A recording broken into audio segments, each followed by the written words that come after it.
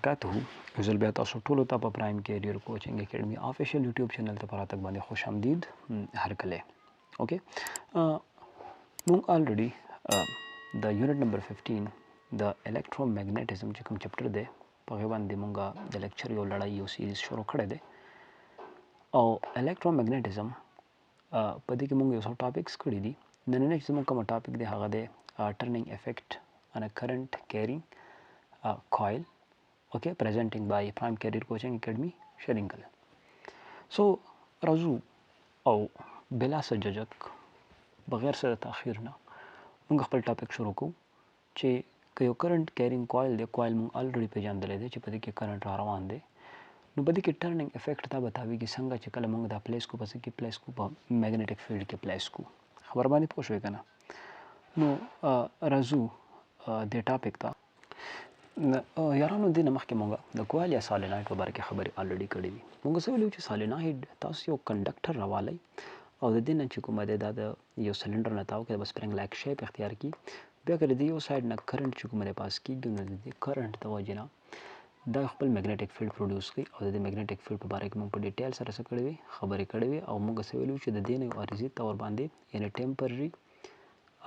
میګنیټ چې کومه دی د دې نه څه کېږي دا جوړېږي. یعنی د یو پول بیهیو کوي جست لایک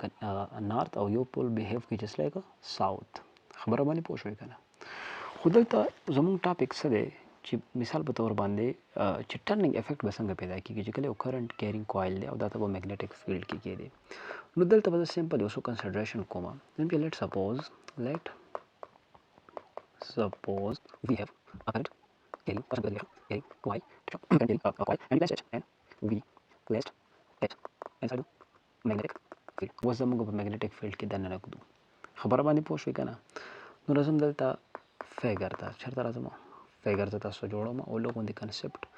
په دې فیګر باندې لږ غوندې بحث کوو. اوکې ده.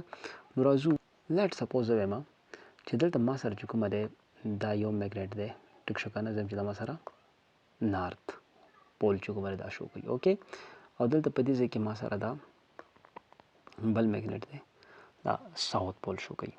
نو په دې ځای کې چونکې میګنیټک فیلډ لاینز همیشه دپاره د نارت نه کم اړخ ته ساوث طرف ته کنونشنلی ټیک شو. نو زه داسې کومه چې دلته د کم میګنیټک فیلډ لاینز چې کوم دا کم اړخ دی د نارت نه ساوث طرف ته زه دغه شان ته ډرا کوم چې کومه ایمیجنري میګنیټک فیلډ لاینز دی کومه چې موږ ته په نظر باندې نه راځي. ټیک ده که نه؟ اوس د دې میګنیټک فیلډ په منځ کې چې کومه زه یو کوایل پلیس کوم خو دې کوایل کې به کرنټ فلو کوي. لکه څنګه لیټ سپوز وایم چې دا ما سره کوایل دی ټیک شو که نه. دا ما چېرته دلته مې پلیس کو ټیک شو که نه. دلته مې څه کو پلیس مې کو په دې ځای کې داسې دا کوایل دی هیوینګ ان نمبر آف ټرنز ټیک شو. چونکې ان نمبر آف ټرنز دا په 2D کې د نو زه دلته نشم شو کولی خو دا د باره دا ټرنز چې زه راکاږم دا تاسو ته څه شو کوي دا ان نمبر آف ټرنز تاسو ته شو کوي او تاسو ته ویلي دي چې ان نمبر آف ټرنز چې څومره زیاتېږي دومره به د دې د وجې نه میګنیټک فیلډ څه کېږي دا به سټرانګ کېږي. اوس دا کوایل ما پلیس کو د میګنیټک فیلډ په منځ کې او په دې کوایل کې چې کومه د یارانو کرنټ څه کوي کرنټ فلو کوي. کرنټ څه کوي کرنټ فلو کوي. ټیک شو. نو کرنټ فلو به زه څنګه ریپرزینټ کوم؟ زه به وایم چې لیټ سپوز ما سره دلته کرنټ فلو اپورډ ده ټیک شو که نه. دلته داسې دلته داسې ټیک شو دلته داسې. خو دلته د دې ګوټونو نومونه چې کومه د ماله په کار دي چې دا کوم ګوټونه دي زه دله نومونه ورکوم. چې دا ما سره A ګوټ شو دا ما سره B کارنر شو دا ما سره C شو دا ما سره D شو. خبره باندې پوه شو که نه؟ دې ته وایي ریکټینګولر کوایل. اوس په دې ځای کې چې کله تاسو هلته ویلي دي چې یو کرنټ کیرینګ کنډکټر چې کومه تاسو پلیس کو که نه یو کرنټ کیرینګ کنډکټر تاسو په میګنیټک فیلډ کې څه کو په B فیلډ کې پلیس کو. نو دې باندې به څه لګي دې باندې به فورس لګي او فورس څه برابر و د BIL ساین آف تیټا. دا تاسو ویلي دي که نه؟ که چېرته دا تاسو نه یې ریډ کړی تاسو لاړ شئ مخکینی چې کوم ویډیو لیکچر ما کړی دی هغه ویډیو لیکچر کې به دا تاسو ته څه شي دا تاسو ټولو ته به دا میلاو شي. ټیک شو. دا ځان سره نوټ کړئ F is equal to BIL ساین آف تیټا. په دې باندې موږ الریډي ډیټیل سره خبرې کړې دي. ټیک شو. او دلته اوس وګورئ چې که چېرته دا کرنټ روان دی کرنټ کیرینګ کنډکټر ما په میګنیټک فیلډ کې پلیس کړو نو ډیفینیټلی په دې باندې به اوس څه کېږي په دې باندې به فورس لګي. اوکې خو دلته یو بل اهمه خبره چې تاسو ته یادي چې دې باندې به زه یو رول اپلای کوم او دا رول ما سره څه شی دی دا ما سره فیلمنګز لیفت هینډ رول دی ښه فیلمنګ لیفټ هاند رول چې کومه دا به اپلای کوم کومه چې ما تاسو ته ویلو چې تاسو د لیفټ هاند چې کومه اولنی 3 فینګرز دي دا به رائټ انګل سره سکه دا به رائټ انګل سره سکه دا به خوري کوي ټیک شو دا ټرم شو دا چې کومه ده 4 فینګر شو او ټیک شو کنه دا شان چې کومه میډل فینګر یعنی بالکل داسې چې هر یو فینګر په خپل منځ کې چې کومه 90 ډیګري سره جوړي انګل جوړي دا به سکه دا به پلیس کوي اوس دا شان دا به ونیسه دا به سټریچ کوي ټیک شو اوس دلته وګورئ که چېرته زه فیلمنګ لیفټ هاند رول اپلای کوم نو په دلته وګورئ کومه چې ما سره دا سایډ دی کنه دا سایډ ټیک شو دا سایډ کرنٹ بره فلو کوي ما ته میډل فینګر زه به بره کوم او میګنیټک فیلډ لاینز چې کومه ده کومه چې ما سره 4 فینګر ده دا ما سره د نارت نه ساوث طرف ته دي کنه نو دا تم چې کومه تاسو ته شو کوي چې دلته به فورس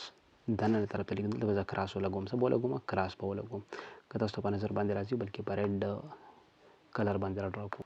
دلته ما سره څه شو کراس شو ټیک شو کراس یعنی فورس بلګي کومه وخت دننه طرف دا دته وي F1 خبره باندې پوه شوي کنه او دلته کرنٹ لاندې را روان دی ټیک شو نو چې کرنٹ لاندې را روان دی نو ګورئ دا میډل فینګر چې کومه دی تاسو به د ډایرکشن اف کرنٹ دی کې سټریچ کوي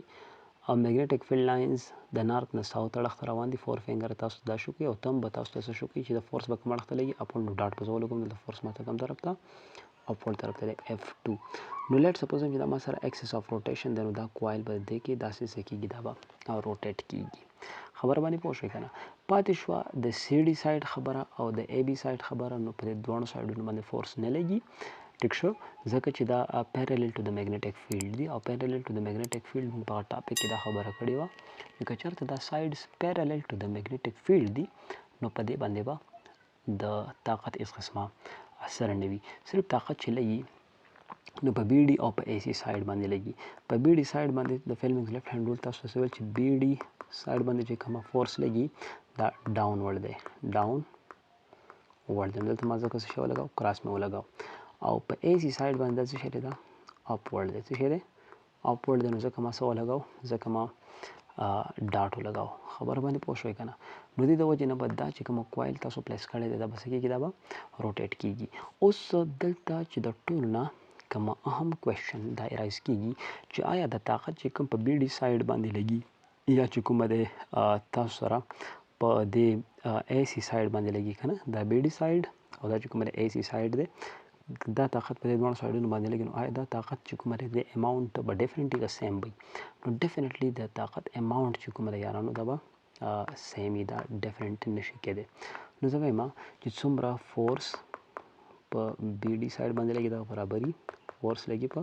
ای سی سایډ او دا شي برابر شو بی آی ایل ساین اف تیټا نو وس د magnetic field او د کرنٹ په منځ کې د length of the conductor په منځ کې انګل چې کومه ده 90 ډیګري ده نو انګل په څو اخلي 90 ډیګري نو ځکه دا څه شی میکسیمم ده اف بی ډي is equal to اف ای سی is equal to بی آی ایل sin 90 okay so I can write that اف بی ډي is equal to اف ای سی is equal to بی آی ایل sin 90 موږ سره دا 1 برابر دی نو اف بی ډي is equal to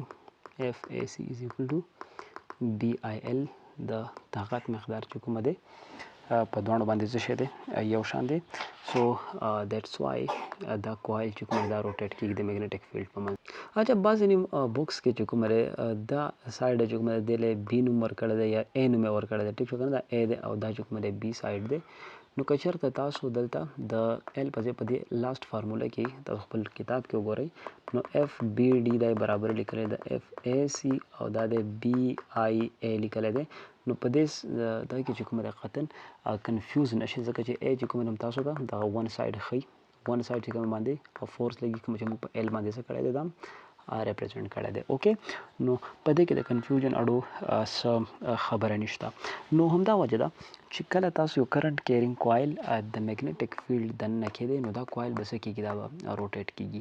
نو هیله لرم په دې ټاپک باندې به تاسو پوه شوي دا به تاسو انجوی کړی وي د مزید داسې ویډیوز لپاره تاسو زموږ چینل لایک کړئ سبسکرایب کړئ او بیل آیکن ضرور پریس کړئ چې کوم نیو اپډیټس راځي یا تاسو ته په ټایم باندې ملاویږي په الله مو سپارم الله پامان